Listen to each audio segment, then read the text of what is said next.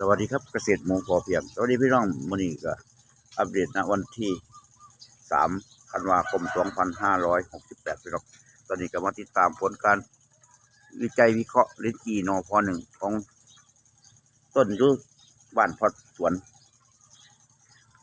ปีก่อนบ่เป็นหน่วยพี่น้องปีก่อนบ่เป็นหน่วยเป็นตะไบ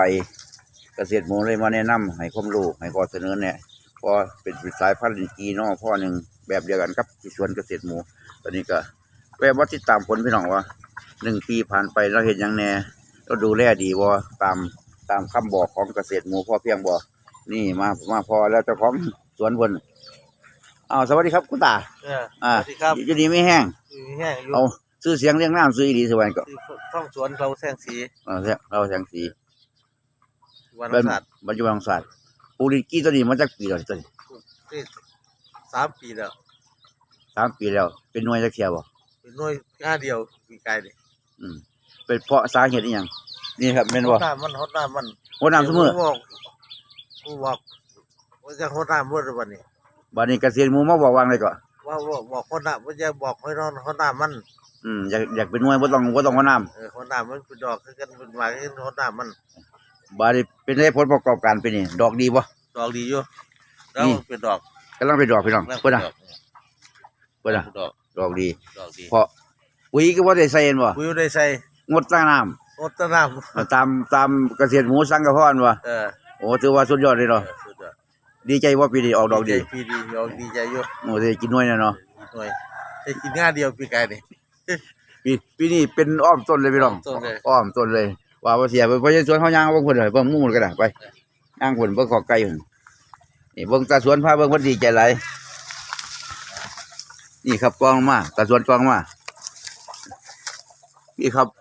นี่คือการบ่ต้องใส่ปุ๋ยหยังก็ได้พี่น้องให้ขี้ไก่ธรรมดาไปบ่ต้องฉีดฮอร์โมนก็ได้เพิ่นว่าหันมีต้นเดียวนี่ครับแค่งดน้ำตั้งแต่หมดฝนก็หมดน้ำไปเลยครับพี่น้องนี่ตาดอกบ่ได้พี่น้องนี่แม่นเบิดไปเลยนี่เพิ่นดอกสวยดอกงามโอ้ยใส่สวนกองค่อยๆเด้อนี่ครับเพิ่นดอก